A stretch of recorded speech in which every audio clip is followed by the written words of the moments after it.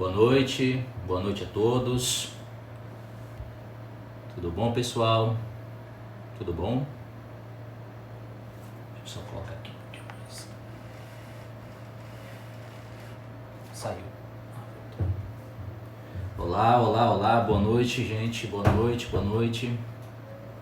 Tudo bom com vocês? Vamos entrando, enquanto vocês estão entrando, a gente vai se cumprimentando. Boa noite, Maicon. Boa noite. Oi, Elaine.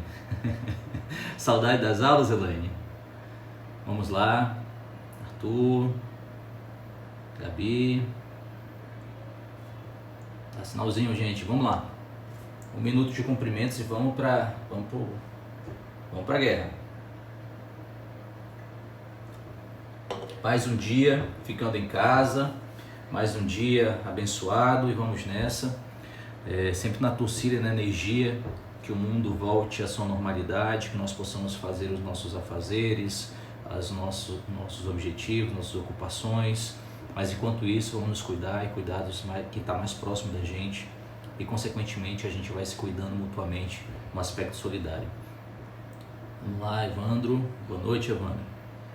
Olha só, rapaz, o álcool é personal, né? Valeu, gente. Vamos lá. Pessoal, vamos iniciar, mas antes de iniciar propriamente o mandado de injunção, um alô para a turma 5A, para a turma 5B, que eu sei que está em peso aí, é assunto do nosso cronograma de aula, mandado de injunção, mas para eles e para quem estava na live da semana passada, é importante nós finalizarmos a ação popular, que eu falei muito rapidamente em razão do tempo. Nós ficamos no último ponto, que é com relação à natureza jurídica do que é prolatado na sentença julgada procedente em sede de ação popular. Eu disse para vocês que é possível 3 naturezas jurídicas. Quais são elas? E isso voltando àquela ação popular rapidamente. Se por acaso o juiz ele invalida do ponto de vista genérico, mas ele invalida no aspecto da nulidade do ato ilegal ou abusivo, que lese o patrimônio público, histórico, cultural, meio ambiente ou a moralidade administrativa. Se é nulo, os efeitos são ex tunc, que retroagem a data da prática do ato e, consequentemente, a natureza jurídica desse ato vai ser natureza jurídica declaratória positiva. Se junto com essa nulidade declarada na sentença procedente em sede de ação popular, o juiz condenar agentes, servidores, beneficiários, condenar em perdas e danos para devolver e ressarcir o erário, nós temos também, junto com a declaratória positiva, a natureza jurídica, nós temos também a ideia de uma natureza jurídica condenatória reparatória, tendo em vista que pessoas foram condenadas para ressarcir, reparar o erário em face da lesão ao patrimônio público. Então nós temos uma primeira ideia de natureza jurídica na sentença julgada procedente em sede de ação popular. Ainda na sentença procedente em sede de ação popular, é possível também que o juiz invalide o ato, mas na espécie anulabilidade. Se é na espécie anulabilidade, vocês se lembram da época lá de Direito Civil, parte geral, os efeitos desta sentença, desse pronunciamento judicial é ex nunc, não retroagirão. Se não retroagirão, não tem o aspecto declaratório, mas constitutivo negativo, terá validade da sentença em diante. E se por acaso nesta sentença anulatória houver também um pronunciamento de condenação de agentes, servidores, beneficiários em perdas e danos, junto com a constitutiva negatória, nós temos também uma natureza jurídica condenatória e reparatória. Então é isso que eu queria falar para vocês e que finalizou de uma forma muito rápida na semana passada, e com isso nós finalizamos a ação popular. Vamos partir então para o mandado de injunção? Vamos lá, pessoal, mandado de injunção. As minhas aulas, para quem já conhece, eu vou colocando os pontos e falando sobre cada ponto e eventualmente eu vou fazendo uma interação com vocês, tá bom? Então vamos lá. Mandado de injunção. Coloque aí no seu caderninho ou depois, quando você for olhar com mais calma, ouvir com mais calma a aula, você coloque de uma forma escrita se você quiser, porque falado também fica bem claro. Primeiro ponto, conceito e antecedentes históricos. O conceito do mandado de injunção e antecedentes históricos. Trata-se, vamos lá, mandado de injunção, trata-se de ação constitucional de natureza civil e procedimento especial. Então nós temos aí dentro do conceito já algo bem interessante. Ação constitucional, porque tem previsão constitucional, que a gente vai ver daqui a pouco, o artigo 5º, inciso 71 da nossa Constituição, de natureza civil e procedimento especial, porque nós temos uma lei especial que eu já falo sobre ela. Então, para iniciar, ação constitucional de natureza civil e procedimento especial. E o que ela visa? O que ela visa? Qual é a finalidade de mandado de junção? É viabilizar o exercício de direitos, liberdades e prerrogativas constitucionais inerentes à nacionalidade, soberania e cidadania. Nacionalidade, soberania e cidadania, que estão inviabilizados em razão da ausência de uma norma regulamentadora de uma norma constitucional. Olha só a questão técnica, em razão da ausência de uma norma regulamentadora de uma norma constitucional. Então, falando reto o conceito, ação constitucional de natureza civil e procedimento especial que busca viabilizar o exercício de direitos e liberdades e prerrogativas inerentes à nacionalidade, soberania e cidadania que estão inviabilizados em razão da ausência de norma regulamentadora de norma constitucional, ponto. É isso que tem que constar no seu caderno, tá bom, pessoal? Esse é o conceito de mandado de injunção. O mandado de injunção é algo essencialmente tupiniquim, é algo essencialmente nacional, é muito importante nós colocarmos isso, tal qual outros remédios, e o mandado de injunção também é assim. Apesar de nós termos alguma referência, algumas ações de injunção norte-americanas, nós temos uma referência bem interessante, o direito português também fala em alguma coisa de injunção, mas não é algo propriamente algo igual ou com a mesma finalidade do mandado de injunção da nossa ordem constitucional. Então, em face disso, é algo essencialmente brasileiro, essencialmente nacional, em especial com esta finalidade. Anotem ainda no primeiro ponto a previsão constitucional, artigo 5º, inciso 71. E qual é a lei infraconstitucional, professor? É a lei número 13.300 de 2016. Olha só que interessante. Lei 13.300 de 2016. Desculpa aí o Red Bull, tá, pessoal? Porque o dia hoje foi cheio. Foi cheio pra caramba. Eu estou em uma espécie de home office e eventualmente vou ao tribunal. Estou trabalhando na gestão desse biênio, então o negócio foi puxado. Mas estou aqui com vocês para fazermos a melhor interação possível. Tá tranquilo o conceito e os antecedentes históricos? Tranquilo, pessoal? Segundo ponto. Anotem o segundo ponto. Por cargas d'água, professor, qual é a finalidade do mandado de injunção? Essencialmente são duas finalidades. Uma primeira é óbvia, é a viabilização de exercício de direitos e liberdades. É viabilizar o exercício de direitos e liberdades inerentes à nacionalidade, soberania e cidadania, como está no conceito. E uma segunda finalidade, esta que cai mais em prova, e a gente tem que estar muito cuidado com relação a ela, é o seguinte: é atacar a inércia do legislador. Eu não sei se vocês perceberam, está ausente algo aí, que é uma norma regulamentadora de norma constitucional. Então, uma finalidade precípua do mandado de injunção é o quê? É atacar a inércia do legislador. Nós tivemos um ministro chamado César Peluso, que ele colocou a seguinte expressão com relação a essa inércia do legislador: trata-se de uma verdadeira síndrome de inefetividade dos poderes públicos em regulamentar uma norma constitucional. Olha a expressão de César Peluso: síndrome de inefetividade dos poderes públicos em regulamentar uma norma constitucional. O celular que está aqui na frente, tá, pessoal? Aí eu olho eventualmente para cá, porque tem uma TVzinha para eu ver com vocês, essencialmente, os comentários, se vocês fizerem algum, ou alguma dúvida. Então eu olho aqui para a câmera que está no celular e aqui numa TVzinha, porque fica maior para eu ver a referência de vocês. Senão eu ia ficar no celular assim, olhando bem de perto, e ia ficar estranho. Então quando eu estou olhando para cá, eu estou olhando para o celular, e para cá eu estou olhando para a TV que está espelhada no celular. Tá bom, pessoal? Então só para vocês saberem, o professor toda hora olha para o lado e tal, mas é em razão disso. Então, qual é a finalidade precípua, junto com a viabilização desses direitos? É atacar a inércia do legislador, inclusive para César Peluso, citou lá atrás, trata-se de uma verdadeira síndrome de inefetividade dos poderes públicos em regulamentar uma norma constitucional. E aí, é muito importante vocês colocarem um OBS. Nessa finalidade precípua, no segundo público, colocam um OBS e escrevam o seguinte: Qual a diferença do mandado de junção para ADI por omissão? Qual a diferença do mandado de junção para ADI por omissão? Isso é muito importante nós sabermos, até porque a gente está em Direito Constitucional 4, para quem está nesse semestre comigo, e também para quem já estudou, geralmente há uma certa confusão com relação à finalidade de ambos os instrumentos.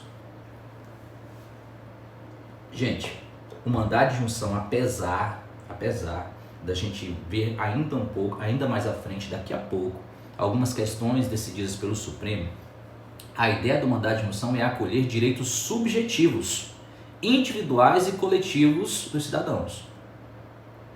A finalidade é acolher direitos subjetivos, individuais ou coletivos dos cidadãos, inerentes à nacionalidade, soberania e cidadania. Diversamente, a ADI por omissão busca proteger algo maior, que a gente pode verificar em qualquer situação mais assintosa. Ela procura proteger a ordem constitucional objetiva. É possível que nós não tenhamos uma legislação e, consequentemente, haja um confronto com a norma constitucional. Ela busca proteger não um direito subjetivo tal qual o mandado de junção, mas sim uma ordem constitucional objetiva. Olha só, mandado de junção, direitos subjetivos, individuais e coletivos cidadãos, ao passo que a ADI por omissão é a proteção da ordem constitucional objetiva. Em razão disso, ficaria simples a gente falar agora, mas eu só vou colocar pulguinha atrás na orelha, no sentido de que os efeitos da decisão 7GMI são totalmente ou seriam completamente diferentes dos efeitos da ADI por omissão. Porque uma é objetiva e a outra é subjetiva. Em tese aqui deveria ser inter partes e em tese aqui erga omnes. A ADI por omissão é erga omnes. E o mandado de junção era para ser inter partes, mas a gente vai verificar mais à frente que não necessariamente da forma como eu coloquei para vocês. Tranquilo, gente? Então, essa diferença, coloquem no caderninho, é algo que pode pegar vocês mais à frente em avaliações. Terceiro ponto, requisitos do mandado de injunção. Gente, vocês estão me ouvindo bem? Estão me ouvindo bem? Alguém pode falar, tá tranquilo, professor? Só para eu continuar. Vocês estão me ouvindo bem? Podem confirmar isso, está tudo tranquilo com relação ao áudio? Vamos lá, gente, me deu só um ok. Se eu tiver 2 ok, está legal. O pessoal ainda está entrando ainda. Chegaram tarde, né, gente? Estão chegando tarde. Vamos lá, Rafa. Está estudando para concurso ainda, Rafa? Obrigado, Débora. Obrigado, Elaine. Qualquer dúvida, viu, Elaine, Débora, Evandro? Vamos lá. Ivo, nosso advogado do CIR. Obrigado pela presença, Ivo. Nosso ex-aluno e hoje é um grande profissional, em especial nos aspectos de direitos indígenas, Xiromi. Tranquilo, obrigado, gente. Terceiro ponto do mandado de junção. Quais são os requisitos, professor? Essencialmente para que nós possamos impetrar o mandado de junção no Poder Judiciário. O principal requisito, mas são 2, mas o essencial requisito é a ausência de norma regulamentadora de norma constitucional.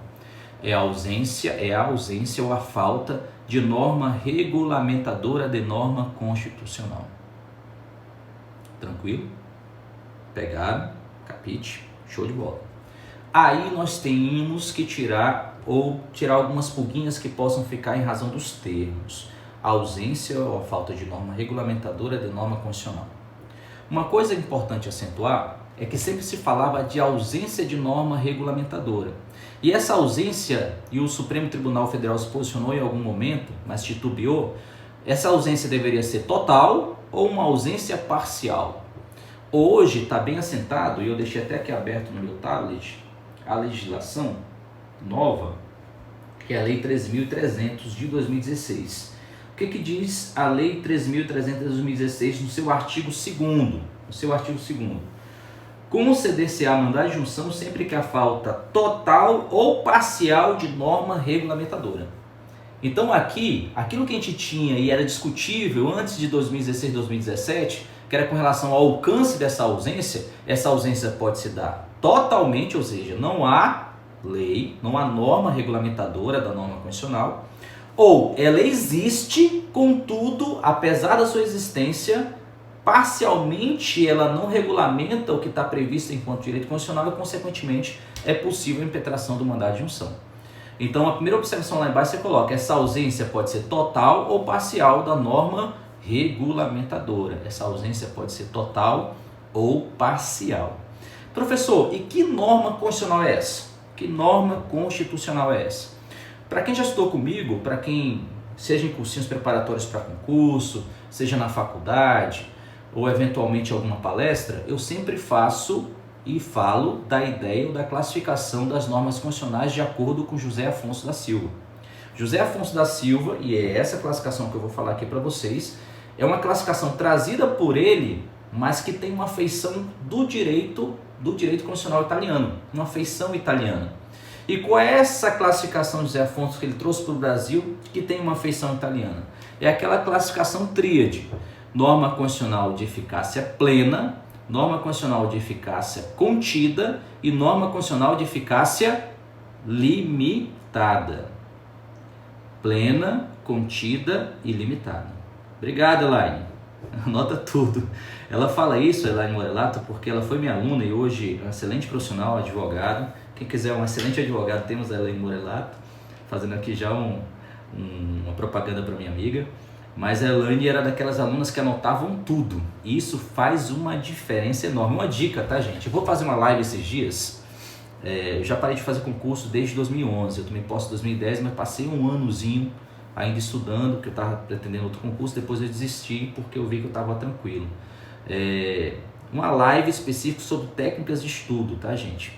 E uma dessas, e eu sei que nem todo mundo acolhe, mas é bem interessante, é você escrever tudo. Você escrever tudo, fazer observações, você grifar, você não pode grifar todo o livro, todo o código, porque senão também você não vai diferenciar o que é importante e o que não é. E aí a gente vai falar na live de forma mais clara, tá? Então escrevam. E quando ela falou que escreva é porque é interessante. Quando eu falo que é para escrever, tem que escrever mesmo. Retornando, Elaine, tu fez eu fazer toda uma tese aqui e já prometeu uma live sobre técnicas de estudo.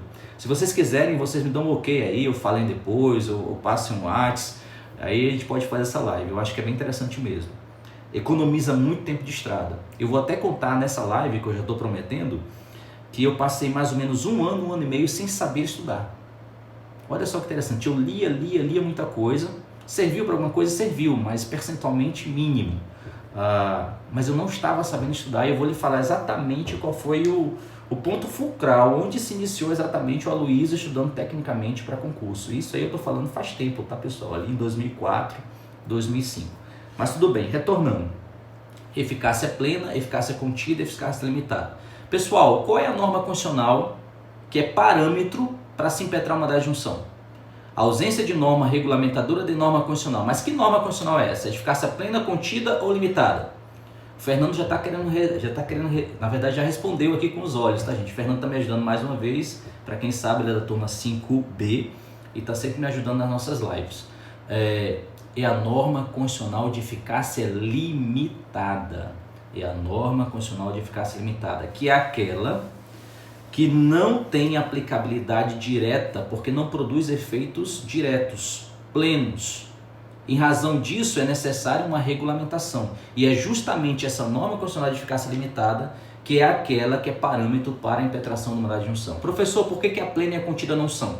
A plena não precisa de qualquer norma infraconstitucional para que produza seus efeitos diretamente. Basta a existência da norma constitucional. A eficácia contida também ela produz efeitos imediatos e diretos. Contudo, é possível que uma norma infraconstitucional possa restringir o seu alcance. Norma constitucional de eficácia restringível ou norma constitucional de eficácia contida pela norma infraconstitucional. Então, vamos deixar bem claro, primeiro requisito, de acordo com as explicações, é a falta ou ausência total ou parcial de norma regulamentadora de norma constitucional. Tranquilo, pessoal? Assentado isso aí? Aí eu pergunto, e a minha aula é sempre assim, é possível se utilizar do mandado de junção para o tribunal se pronunciar sobre a melhor interpretação ou uma interpretação mais justa constitucionalmente a respeito daquela norma? É possível? Diz o Supremo que não é possível, mais um OBS, não é possível, não cabe mandar de junção para buscar uma melhor interpretação ou uma interpretação mais justa. Não é possível, pessoal. Por favor, isso geralmente cai em provinha de certo ou errado e está errado. Uma outra coisa que não é possível, eu tenho que fazer referência, ainda com relação ao primeiro requisito do mandado de junção, tenho que fazer referência, por obrigação eu tenho que fazer referência. Não é possível impetrar, não cabe mandar junção, no qual você busque uma regulamentação de uma norma infraconstitucional. Não é possível a utilização do mandado de junção para regulamentação de uma norma infraconstitucional. Mudou o teor. Mandado de junção serve para quê? É para regulamentar uma norma constitucional. Esta é a finalidade do mandado de junção. Não é possível mandado de junção para regulamentar uma norma infraconstitucional. Eu tenho a Constituição, tenho a norma infraconstitucional e é possível que haja a necessidade de um decreto para regulamentar uma lei. É possível impetrar mandado de injunção no sentido de que o tribunal se pronuncie para a edição de um decreto para regulamentar uma lei? Não, porque uma lei é uma norma infraconstitucional. Só é possível a utilização, o manejo do mandado de injunção para você invocar o tribunal para que ele dê um prazo para que o órgão edite uma norma infraconstitucional que busque dar efetividade a uma norma constitucional. Então, muito cuidado com isso, que às vezes, no afã e pensando que é a mesma finalidade, o mesmo requisito, você possa colocar correto e não é. Não é possível, mais uma observação. Tranquilo, pessoal? Esse é o primeiro requisito do mandado de injunção. Primeiro requisito do mandado de injunção. Segundo requisito, e esse é bem interessante, porque no primeiro momento você pode achar que basta a ausência da norma. Não é. Segundo requisito, para impetrar o mandado de injunção, você tem que alçar na inicial a inviabilização de um direito, em face da ausência da norma, total ou parcial. A inviabilização do direito em face da ausência da norma regulamentadora, total ou parcialmente. Não basta que você diga que está ausente a norma com relação a um direito previsto na Constituição. A Constituição está aqui. Basta que eu alce na inicial, está ausente total ou parcialmente. Eu tenho que falar por A mais B que a ausência daquela norma total ou parcialmente está inviabilizando o exercício do meu direito. Por quê, gente? Por quê? Porque a finalidade do mandado de injunção é o quê? É você ter acesso e efetividade a um direito subjetivo, individual ou coletivo. Por isso que na inicial eu tenho que dizer por A mais B, que o meu direito previsto na Constituição está sendo inviabilizado em face da ausência total ou parcial da norma regulamentadora. Tranquilo? Vai que você faça a sua inicial, está colacionando tudo direitinho, mas você deixe de falar para o magistrado, deixe de falar para o relator no âmbito do tribunal que o teu direito está inviabilizado. Obviamente ele pode indeferir in limine, ele pode extinguir in limine o seu mandado de injunção. Você tem que falar o seguinte: está ausente total e parcial, senhor magistrado, e em razão disso está sendo inviabilizado o exercício do meu direito. Tranquilo? Show de bola? Então nós concluímos aí o terceiro ponto. É o terceiro ponto, pessoal? É o terceiro ponto com relação aos requisitos. Ausência total ou parcial de norma regulamentadora, de norma constitucional, e a inviabilização do direito, liberdade ou prerrogativa em face da ausência total ou parcial de norma regulamentadora. Próximo tópico, gente. A gente está andando bem. Tá tranquilo? Quantos minutos, Fernando? 25. Já tem 25 minutos? Meu Deus, impressionante. Como é rápido. Impressionante. Que passa muito rápido. Então vou mandar. Porque tem um assunto interessantíssimo que cai muito prova de discorrer, prova subjetiva. Legitimidade. E aí, pessoal? Quem tem legitimidade ativa e legitimidade passiva? Que pode estar no polo ativo ou passivo do mandado de injunção. Legitimidade ativa. Vamos lá. Reto e rasteiro. Inclusive, tem previsão na lei especial tem previsão na lei especial, anotem. Onde é que está a legitimidade ativa na lei especial? Onde é que está a legitimidade ativa na lei especial? Está no artigo 3º da lei especial, lei 13.300 de 2016. No artigo 3º nós temos a previsão de quem poderá impetrar ou mandar de junção. Em linhas bem gerais, gente, pessoa física, jurídica, as coletividades. Quando eu falo coletividades, sindicatos, associações, mas isso quando eu estou falando coletividades, é possível para impetrar um mandado de injunção coletivo, tal qual o mandado de segurança, é possível também impetrar um mandado de injunção coletivo. Então, pessoa física ou jurídica, para o mandado de injunção individual, e mandado de injunção coletivo às coletividades, sindicatos e associações. Com relação a essas, nós temos também uma previsão. Está lá no artigo 12 caput. Está gravando direitinho aí, Fernando? Artigo 18 caput fala o mandado de injunção coletivo pode ser promovido. Aí vai lá com relação às coletividades. Com relação à legitimidade ativa, está bem claro, até porque hoje nós temos regulamentação. Por que eu falo isso? Professor, está bem claro, né? Tá artigo 3º, artigo 12. Gente, até 2000, início de 2017, quando começou a vigir essa lei especial infraconstitucional sobre o mandado de injunção, era uma discussão interminável na jurisprudência a respeito de quem poderia impetrar e de quem poderia estar no polo passivo do mandado de injunção. Era impressionante como na doutrina, então, havia tudo que você possa imaginar.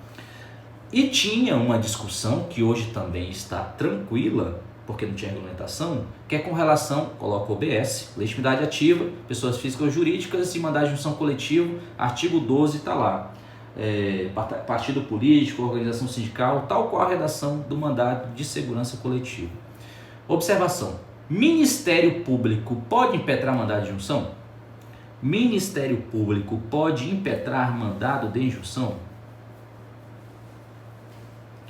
A Jéssica falou algo aqui, e aplica-se analogicamente ao HC coletivo de acordo com o STF. Você tá afirmando isso, né, Jéssica? Você está afirmando, é isso mesmo. Se você está afirmando, é isso mesmo. Se for uma pergunta, eu já te digo que é assim também. Eles estão construindo isso.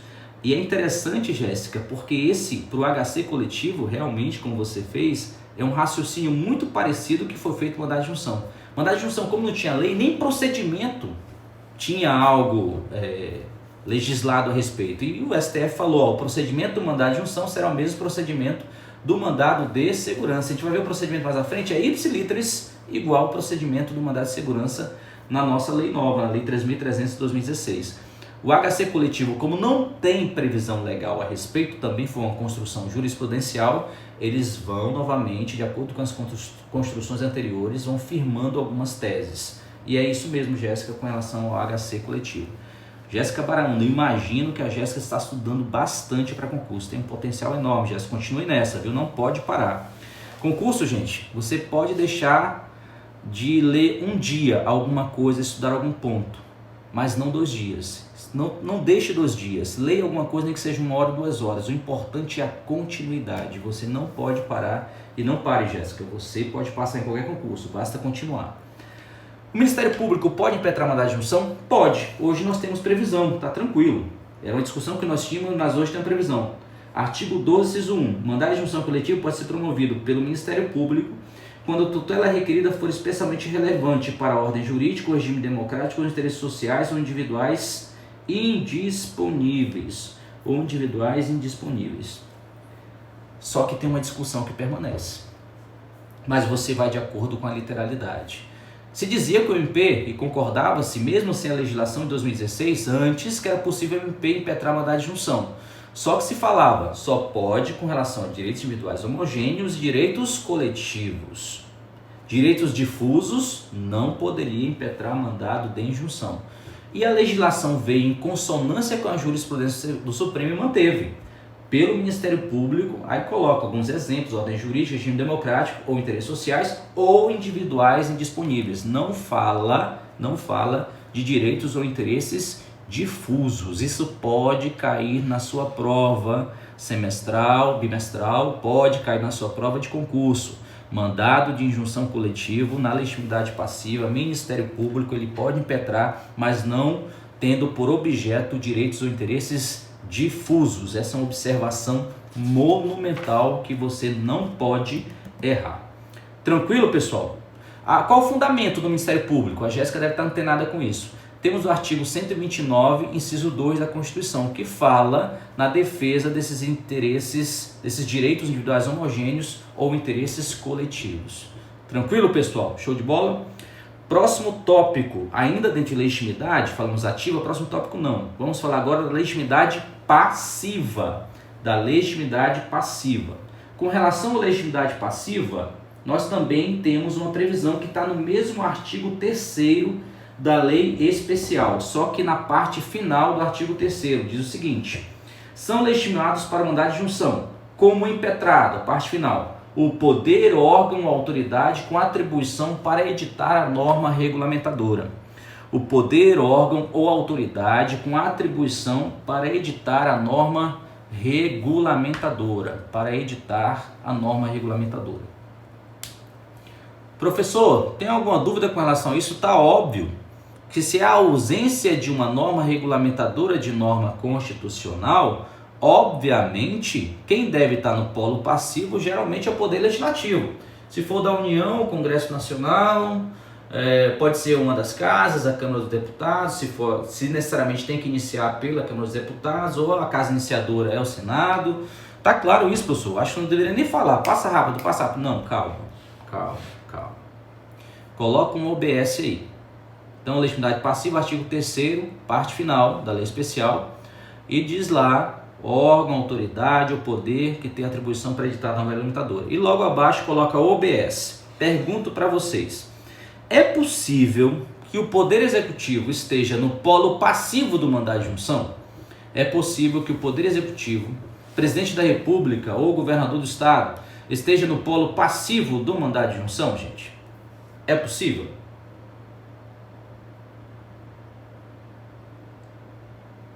É possível, gente? O que vocês acham? Gente, está sedimentado na jurisprudência do Supremo. É possível. Desde que aquele chefe, o mandatário do Poder Executivo, detenha competência privativa ou exclusiva para iniciar o projeto de lei respectivo.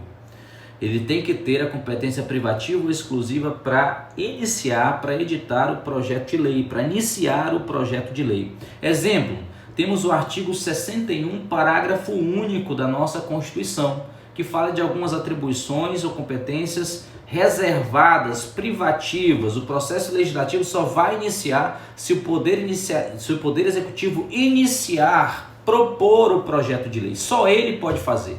Por isso essa competência reservada, privativa ou exclusiva. Eu não estou nem fazendo diferenciação privativa, exclusiva e reservada, porque nesse caso tem o mesmo sentido. Artigo 61, parágrafo único, logo nesse caso, caso haja inviabilização de direito em face da ausência total ou parcial de norma regulamentadora que tenha a ver com o objeto do artigo 61, parágrafo único, é possível que o presidente da República esteja ou fique no polo passivo, impetrado no mandado de injunção. Tranquilo, pessoal? Muito importante nós assentarmos isso. Muito importante mesmo. Então, fechamos legitimidade. Próximo tópico, quarto tópico do mandado de junção. Vamos lá. Quarto tópico. 35 minutos, Fernando? Quarto tópico do mandado de junção. Acho que começou às 19h05, 7 mais ou menos, né? Então, 35 minutos nós temos. Competência. Gente, a competência, poder, órgão, autoridade, né, pessoal? Polo passivo. Mas quem vai processar e julgar o mandado de junção? Nós temos algumas competências firmadas constitucionalmente. Competências firmadas constitucionalmente. Poderá ser do Supremo, e aí eu não vou fazer leitura, eu poderia até fazer, mas a gente não tem esse tempo, é a aula mais direta. É possível o Supremo julgar, processar e julgar esse mandado de segurança nos termos do artigo 102, inciso 1, a linha Q de quero. Artigo 102, inciso 1, a linha Q de quero. Poderá também processar e julgar o mandado de junção o Superior Tribunal de Justiça nos termos do artigo 105, inciso 1, a linha H de hora. Artigo 105, inciso 1, a linha H de hora. A linha H de hora. Há outros tribunais, também é possível. Tribunal Superior Eleitoral. Artigo 121, parágrafo 4º, inciso 5 da nossa Constituição, artigo 121, parágrafo 4º, inciso 5 da nossa Constituição. Quem vai fazer concurso para a Justiça Eleitoral, TREs, em especial, cai muito essa possibilidade de mandado de junção no âmbito da Justiça Eleitoral. É possível. Se é o TSE, em especial, pode ser diretamente ou pode ser em grau de recurso de mandado de junção que foi impetrado perante o Tribunal Regional Eleitoral. Mas é algo que é para a Justiça Eleitoral e você vai verificar com mais atenção. Mas sabe que o TSE é possível. Artigo 121, parágrafo 4º, inciso 5. A Justiça Federal, artigo 109, inciso 1, sempre que houver a questão da união e toda aquela especificidade do inciso 1 do artigo 109. Tá tranquilo? Mas eu tenho que perguntar com relação à competencial. É possível a impetração do mandado de junção no âmbito estadual perante os TJs? É possível a impetração do mandado de junção no âmbito estadual perante os TJs, pessoal? É possível ou não? Quem pode me responder, gente? É possível ou não? Perante os TJs, é possível impetrar o mandado de junção? Sim, Arthur? Aí eu ia te perguntar, se tivesse sala de aula, eu ia te perguntar agora, é possível ou não é possível? Só que não tenho como fazer hoje, né, pessoal? Gente, é possível desde que haja previsão do mandado de junção na respectiva Constituição Estadual. É possível desde que haja previsão do respectivo mandado de injunção na Constituição Estadual. Na Constituição Estadual. Isso, Jéssica, na Constituição Estadual. Isso. Arthur, não tendo previsão na Constituição Estadual, não é possível, obviamente porque não há previsão do mandado de injunção no âmbito estadual. Uma pergunta para a próxima aula. Que eu estava sabendo de uma PEC que ia retirar ou algo nesse sentido, porque tem previsão na Constituição Estadual nossa. Tem previsão do mandado de injunção na nossa Constituição do Estado de Roraima? Se vocês quiserem tirar essa dúvida, quiserem responder para mim agora, eu não tenho certeza. Eu sabia que tinha, mas queriam retirar, não sei se retiraram. Tem previsão na Constituição Estadual de Roraima do mandado de junção? Se tiver, é possível que nós tenhamos uma lei estadual, que algum direito, que tenhamos previsão na Constituição Estadual de algum direito que está sendo inviabilizado em face da ausência total ou parcial de uma lei estadual infraconstitucional. Nesse caso, você pode impetrar um mandado de injunção perante o Tribunal de Justiça. Tranquilo com relação à competência, pessoal? Show de bola? Então vamos lá, STF, STJ, TSE, no âmbito da Justiça Federal, é possível no âmbito estadual enquanto observação, desde que tenha previsão na Constituição Estadual. Então a gente está assentando várias coisas. Agora é dever de casa que vocês abram a sua Constituição e leiam esse rol de possibilidades de mandado de junção no âmbito dos tribunais. É fundamental. Tem uma coisa que eu sempre errava, depois parei de errar, porque era decoreba pura, era você pegar essas competências constitucionais, seja de matérias, ou seja com relação aos tribunais, ali a partir do Poder Judiciário, artigo 95, pegar aquelas competências, artigo 92 em diante, 95, você pegar aquelas competências e você tem que dissecá-las. E decorar, você pode utilizar uma música, recursos mnemônicos, mas independentemente disso, decorar é leitura constante, é repetição atrás de repetição. Então tenho certeza, para quem vou fazer a minha prova semana que vem, provavelmente, eu já marcar com vocês aqui. Semana que vem a nossa avaliação bimestral. Olha só, gente. Eu só vou visualizar o formato, eu não sei exatamente como eu vou fazer. Você pega o artigo 102, o artigo 105, o artigo 121, o artigo 109, você disseca ele, você come essas competências dos tribunais, originárias ou não. Tá bom, pessoal? Próximo tópico, salvo engano, é o tópico 6. Competência foi 5. O tópico 6 é o procedimento. Antes de 2017, mas eu não lecionava ainda, eu comecei a lecionar processo constitucional em 2017. Para quem já me conhece, eu já lecionei muito. Por exemplo, para a Jéssica, eu acho que eu devo ter lecionado penal, parte geral, civil, e depois processo constitucional. Também lecionei sucessões mais recentemente, direito do consumidor, mas também já passei por, assim, já passei por tudo na nossa faculdade. Mas antes de 2017 era difícil lecionar procedimento, porque o procedimento era assentado de acordo com o mandado de segurança, mas era algo construído jurisprudencialmente. Hoje está assentado, hoje nós temos um procedimento tranquilo, pessoal, tranquilão. Se você tem que decorar também essa parte das competências dos tribunais, a leizinha 13.300 tem que estar na cabecinha, viu, doutor Fernando? Tem que estar na cabecinha, mas só que tem uma notícia boa, a lei pequena, tem 15 artigos apenas. 15 artigos. E nós temos aqui na lei especial, minimamente a previsão do procedimento. A previsão do procedimento.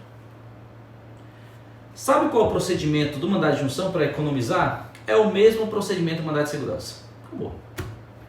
Professor, você vai falar assim secos? É o mesmo procedimento do mandado de segurança. Coloque isso aqui como se fosse um mantra. O procedimento do mandado de junção é o mesmo procedimento do mandado de segurança.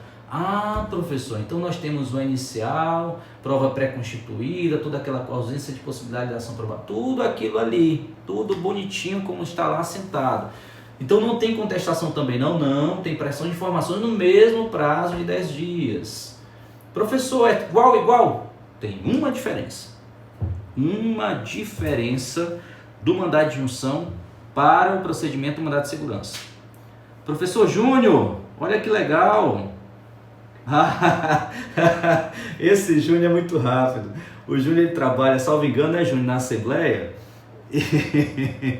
Ele já veio como como é que é? Matou a cobra e mostrou o pau, né, Júnior? Professor Júnior Vieira, grande amigo.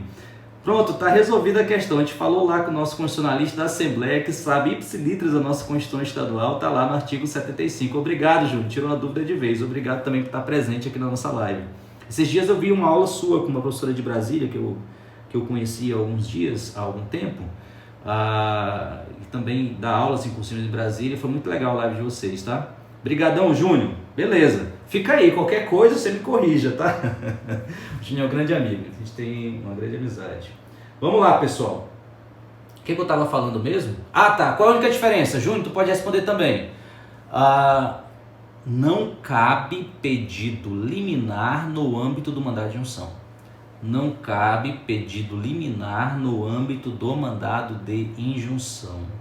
Professor, o cara quer viabilizar o exercício do direito dele. Como é que a legislação não prevê a possibilidade do pedido liminar, inaudita altera pars, para que ele tenha acesso imediatamente ao seu direito que está sendo inviabilizado em razão da ausência total ou parcial de norma regulamentadora, de norma constitucional, professor? Explique isso.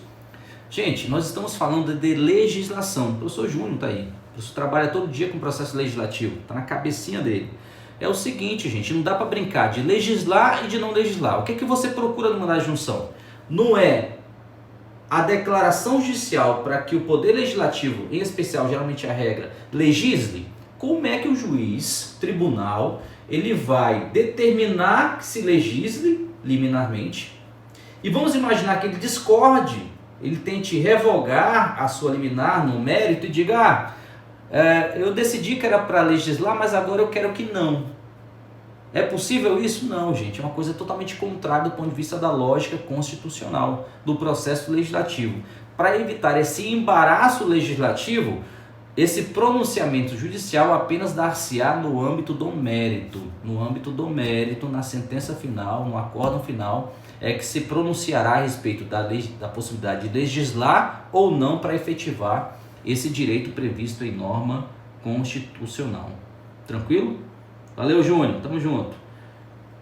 Elaine. Olha, todo mundo te cumprimentando, hein, Júnior? Aparece mais aí, cara. O pessoal gosta muito de você.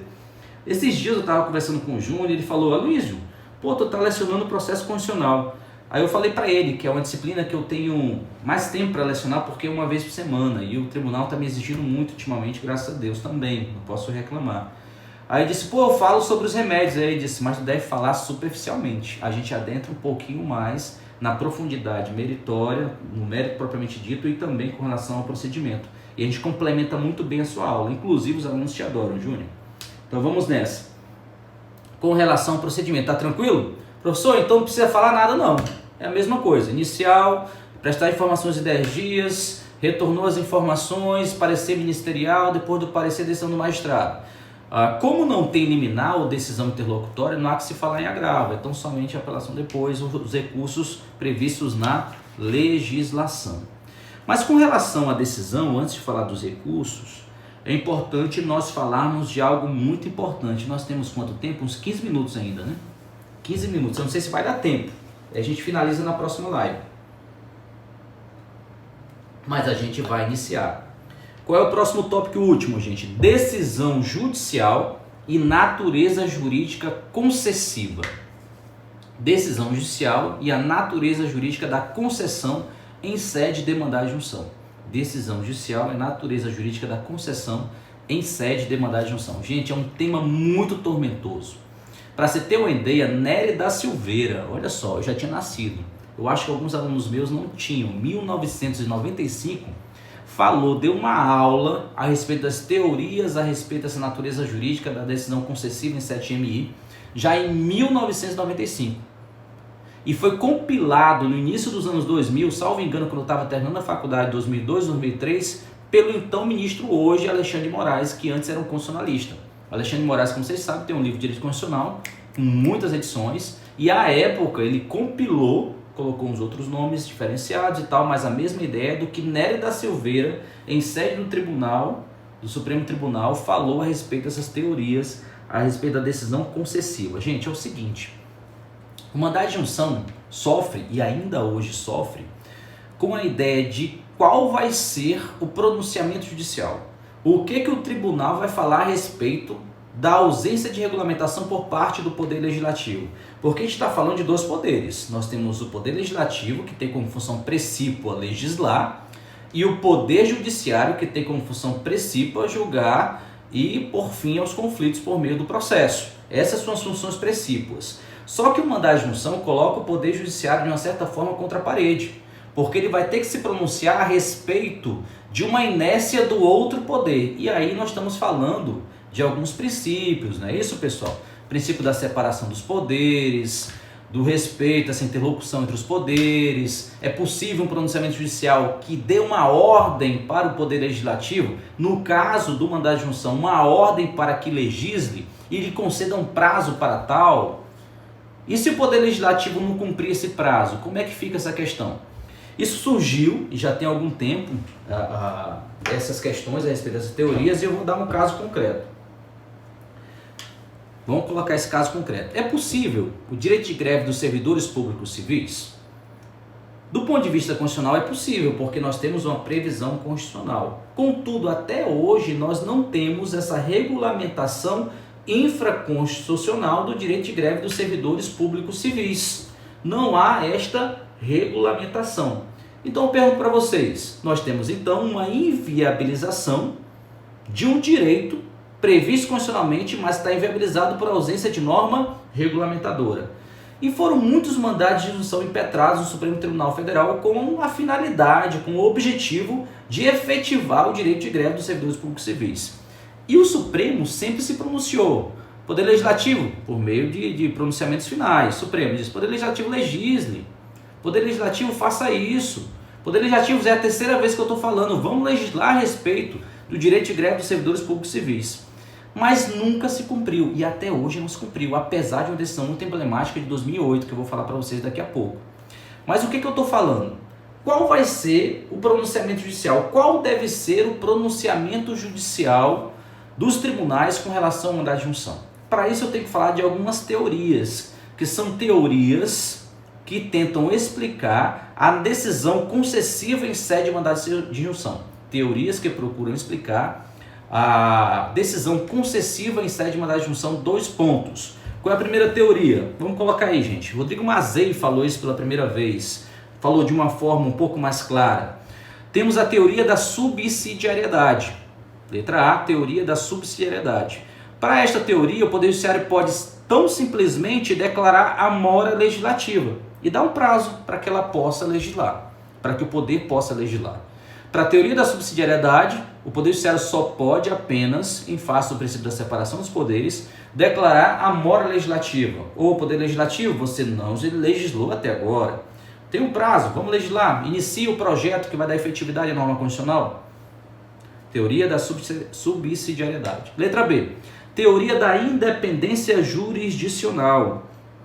Teoria da independência jurisdicional. Para essa teoria especificamente, o Poder Judiciário pode editar uma norma geral que se estenderá a todos que estejam em situações semelhantes. Olha só, para a teoria da independência jurisdicional, o Poder Judiciário poderá editar uma norma geral que se estenderá a esses efeitos a todos que estejam em situações semelhantes.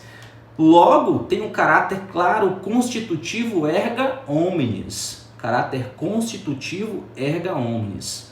Com efeitos, obviamente, inclusive aqueles que não estavam participando do processo do mandado de junção, que não estão ali como partes. Ou seja, eficácia constitutiva erga omnes, um caráter geral, edição de uma norma geral que será aplicada a todos, princípio da independência jurisdicional. Em tese, esse princípio resolveria, mas a gente vai ver mais à frente que surgiu com outros nomes e a partir daí o Supremo foi aplicando aqui ou acolá. Vamos chegar. Então temos dois. E o princípio da resolutividade, pessoal. O princípio da resolutividade. O que diz o princípio da resolutividade? O Poder Judiciário pode se pronunciar além da mora, só que ele vai criar uma regra específica para o caso concreto, se utilizando de instrumentos principiológicos, que a gente vai ver o que aconteceu com relação ao direito de greve, para que haja a efetividade do direito e o Poder Judiciário possa fazer com que o direito efetivamente seja exercido por quem tem um direito subjetivo. Só que na resolutividade é tão somente para resolver aquele caso concreto, o efeito é inter partes. E o efeito é inter partes. Essas são as três teorias para Rodrigo Mazei. Nery da Silveira falando sobre essas teorias em 95, Alexandre Moraes, inteligentemente, ele deixou mais claro. Porque subsidiariedade, resolutividade, independência jurisdicional, em tese é algo um tanto complexo. O que fez Alexandre Moraes, inteligentemente, não é à toa que chegou ao Supremo Tribunal Federal, o que fez o ministro Alexandre? Ele sistematizou de uma forma mais clara. Ele disse, olha, vamos fazer o seguinte, o que vocês chamam de teoria da subsidiariedade nada mais é, e aí vocês coloquem assim, de acordo com Alexandre de Moraes, eis as teorias, 2 pontos, letra A. Letra A, para Alexandre de Moraes, teoria não concretista. O que é a teoria não concretista? Nada mais é do que a teoria da subsidiariedade. Olha, o que o Poder Judiciário pode fazer tão somente nesses casos da inviabilização do exercício desses direitos é dizer para o Poder Legislativo que ele está em mora. Poder Legislativo, olha a obrigação constitucional, está aqui o direito de greve dos servidores públicos civis, Poder Legislativo, vamos regulamentar isso, olha o prazo que eu estou lhe dando aqui. Só isso. Teoria não concretista. E fica mais clara com o nome. Se ela é não concretista é porque ela não concretiza ato contínuo aquele direito que está inviabilizado. O cara impetra o mandado de segurança, mas o Poder Judiciário vai tão somente dizer que, Legislativo, você está sendo omisso. Dou-lhe um prazo para iniciar o projeto de lei para que haja norma regulamentadora. Só isso. Teoria não concretista nada mais é do que o mesmo conceito da teoria da subsidiariedade. Diversamente, nós temos a letra B, de acordo com Alexandre, que são as teorias concretistas. São muitas teorias, gente. No âmbito concretista, muitas. Tem autor que fala de 8 teorias concretistas, 7, 3, 4. Eu vou falar das duas essenciais, que é a teoria concretista individual e a teoria concretista geral. Eu tenho 5 minutos. 5 minutos? Ô, Júnior, obrigado, meu amigo, obrigado. Você que é fera, estamos aí nessa área. Eu estou adentrando na sua área, né? Processo constitucional e especificamente que você é especialista. Eu costumo falar que eu sou meio um camaleão. No âmbito do direito, inclusive eu estava vendo esses dias que eu gostei tanto de voltar para a internet, em especial com essa questão de live, que eu não vou fazer live tão especificamente com relação a assuntos da minha disciplina que eu estou lecionando atualmente, até porque eu vou lecionar outras também. Eu vou lecionar a respeito de assuntos intrigantes, de temas palpitantes do momento. Eu gosto muito de direito penal, até porque eu acho que direito penal é uma área que você consegue disseminar muita coisa, bem interdisciplinar, transversal, tal qual o constitucional. Direito civil, processo civil também eu gosto bastante. Enfim, vou diversificar mais, mas conto com a presença de vocês. O que é a teoria concretista? Então, para a teoria concretista, letra B no conceito de Alexandre, na classificação de Alexandre, nós temos a concretista geral e individual. O que seria geral? Seria o mesmo conceito da teoria da independência jurisdicional. Teoria concretista geral é o mesmo conceito da teoria da independência jurisdicional, que é o quê? O próprio Poder Judiciário adentra dentro da função legislativa do Poder Legislativo, edita uma norma geral ou se utiliza de instrumentos que faz com que aquele direito que está sendo inviabilizado seja verdadeiramente efetivado. com eficácia erga omnes, ou seja, não somente para aquelas partes que estão ali no âmbito processual do mandado de injunção. Ou seja, teoria concretista geral, o mesmo conceito que vocês já viram atrás agora há pouco, teoria da independência jurisdicional. Professor, com relação ao direito de greve dos servidores públicos civis, o que é que o Supremo fez? Já chego lá, vou falar da próxima. Teoria da concretista individual, que é o mesmo conceito da teoria da resolutividade. Ele resolve, se utilizando de instrumentos analógicos, de princípios, aquele caso concreto, mas os efeitos são estritamente interpartes. Tranquilo, pessoal?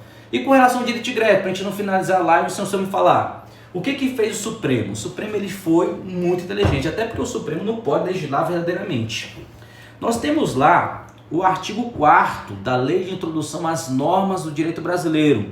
Para quem estudou Direito Civil em parte geral, o que diz lá o artigo 4º? Quando a lei for omissa, o juiz vai se socorrer do quê?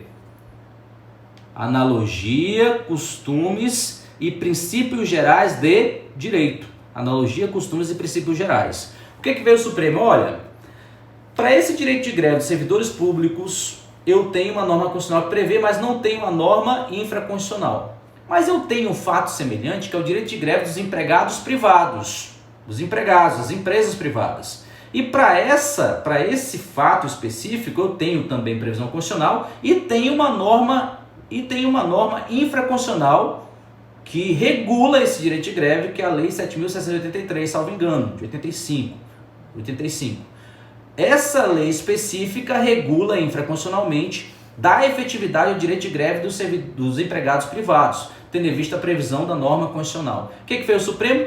Se são fatos semelhantes, eu posso aplicar analogicamente esta lei, que é aplicável ao direito de greve dos empregados privados, ao direito de greve dos servidores públicos civis. Ele se utilizou de uma norma já existente, vigente, que regulamenta e dá efetividade ao direito de greve dos empregados privados, para que fosse aplicada esta norma, naquele caso concreto, ao direito de greve dos servidores públicos civis. Socorrentes do artigo 4º, socorrentes de princípios, socorrentes da ideia de que o Poder Judiciário não pode baixar a cabeça pela inércia, pela ausência de efetividade de normas constitucionais, o STF procurou dar efetividade a este direito.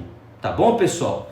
Vejamos que nesse caso concreto, o Supremo, em 2008 ocorreu isso. Neste caso concreto, o Supremo, de uma certa forma, saiu do que ele sempre entendeu, que era a teoria da subsidiariedade ou não concretista. Ele saiu e deu um passo enorme em 2007, 2008, para a teoria da resolutividade ou teoria concretista individual. Inclusive, foi um prenúncio de um ativismo judicial mais franco e mais aberto no Supremo Tribunal Federal, que desembocou depois num julgamento específico com relação a uma questão política. Tá bom, pessoal? Tá tranquilo isso? Olha como o Supremo passou da teoria não concretista para a teoria concretista individual ou teoria da resolutividade. O que vige hoje no Supremo, professor? Vige. O que se aplica no Supremo Tribunal atualmente? Está mais no âmbito da teoria da resolutividade, mas em alguns momentos já paqueraram com a teoria concretista geral. Acontece que veio a regulamentação infraconstitucional, a Lei 13.300 de 2016, e a Lei 13.300 foi muito sutil com relação a esses efeitos. Vocês podem verificar ali a partir do artigo 9º da lei especial. Eles falam de eficácia, outra parte, ou erga omnes em alguns casos específicos, mas no artigo 8º diz que tão somente pode determinar um prazo razoável para que o impetrado promova a edição da norma regulamentadora. Então é necessário nós ficarmos olhando para o Supremo, atentos ao que o Supremo vai decidir, agora mais recentemente com relação a mandados de injunção, tendo em vista a regulamentação infraconstitucional.